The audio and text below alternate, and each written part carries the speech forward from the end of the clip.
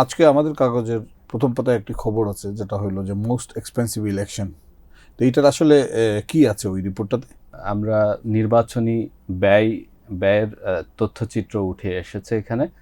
আমরা যেটা দেখেছি, এই ত্রয়োদশ জাতীয় সংসদ নির্বাচনে ৩,১৫০ কোটি টাকা ব্যয় হচ্ছে বিভিন্ন খাতে। সবচেয়ে যেই খাতে বেশি ব্যয় হচ্ছে সেটা হচ্ছে আইন শৃঙ্খলা খাত। তো আমরা যেটা দেখেছি, আইন শৃঙ্খলা খাতে আসলে নির্বাচন কমিশন প্রতি বছরই মানে প্রতি জাতীয় নির্বাচনেই বেশি ব্যয় করে থাকে। তারা জানে যে আইন শৃঙ্খলা বাহিনীকে সন্তুষ্ট না করলে নির্বাচন সুষ্ঠু করা কঠিন হয়ে যাবে। এই বছরের যদি ৩,১০০ কোটি টাকা বাজেটের মধ্যে সম্ভবত ১২০০ কোটি টাকা শুধু ল অ্যান্ড অর্ডার খাতেই দেওয়া হয়েছে, এরকম কি? জি ১২০০ কোটি টাকা প্রাথমিক হিসেবে দেয়া হয়েছে। এটা এখনো বাড়তেও পারে।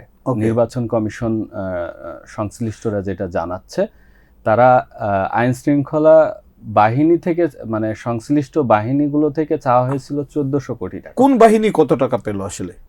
এর মধ্যে সবচেয়ে বেশি এবার পাচ্ছে আনসার সদস্যরা। তারা ৫০০ কোটি টাকারও বেশি বরাদ্দ পাচ্ছে। ওকে, তাদের কি এর মধ্যে নতুন আর্মস কেনার বিষয় ছিল? না, শুধু ডিউটির জন্যই এই টাকাটা। তাদের মেম্বার সংখ্যা বেশি। জি মেম্বার সংখ্যা বেশি। এবং এরপরে রয়েছে পুলিশ। তারপরে এবার আর্মি পার্সনদের জন্যও সরকার থেকে ইতোমধ্যে জানানো হয়েছে যে ১ লক্ষ আর্মি মাঠে থাকবে। তাদের জন্য প্রায় ১৫০ কোটি টাকা ব্যয় করা হচ্ছে। আচ্ছা, আমরা যদি একটু পিছনে যাই, ইলেকশন কমিশন তো ২ থেকে ২,৫০০ কোটি টাকার একটা প্রাথমিক বাজেট বানাইছিল। তো এই বাজেটটা বাড়লো কেন? বাজেটটা বাড়ার ২টা কারণ নির্বাচন কমিশন জানিয়েছে। এর মধ্যে একটা হচ্ছে প্রবাসীদের জন্য যে পোস্টাল ব্যালটে ভোটের আয়োজন করা হলো এবার, এইটা বাবদ খরচ হয়েছে। এবং এখানে যেটা দেখা গেছে, নির্বাচন কমিশন বেশ কিছু খাতে অতিরিক্ত ব্যয় করে ফেলেছে। যেমন পোস্টাল ব্যালটের একটা প্রকল্প ৫০ কোটি টাকা নেওয়া হয়েছিল, সেখানে শুধু পরামর্শক ব্যয় দেখা গেল যে ১৫ কোটি টাকা ব্যয় করা হয়েছিল শুধু পরামর্শক খাতেই। আচ্ছা, আমি যদি ভুল না করে থাকি, এই যে ইলেকশন কমিশনের যে ৩,১০০ কোটি টাকার বাজেট, এর বাইরে মনে হয় অন্য মন্ত্রণালয়গুলো আরো কিছু বাজেট ক্যাম্পেইনের জন্য খরচ করে। এটা কি এই ৩,০০০ কোটি টাকার ভিতরে না বাইরে? এটা হচ্ছে এই ৩,০০০ কোটি টাকার মধ্যেই। এবং এই অতীতে এই ধরনের ঘটনা কখনো ঘটেনি। এবারই প্রথম নির্বাচন কমিশন থেকেই বিভিন্ন মন্ত্রণালয় প্রচারের নামে টাকা নিয়ে যাচ্ছে। যে সংস্কৃতি মন্ত্রণালয়কে আগে কখনোই প্রচারে দেখা যায় নাই, বিকজ এটা মানে তথ্য মন্ত্রণালয় করেছে, কিন্তু এইবার সংস্কৃতি মন্ত্রণালয় কিন্তু এটা বড় ধরনের বাজেট নিয়ে গেছে প্রচারের উদ্দেশ্যে। এটা কি তারা করতে পারে কিনা? এখন তারা মূলত সরকারও চাচ্ছে যে গণভোটের প্রচারটা মানে বিভিন্ন অ্যাঙ্গেল থেকে হোক।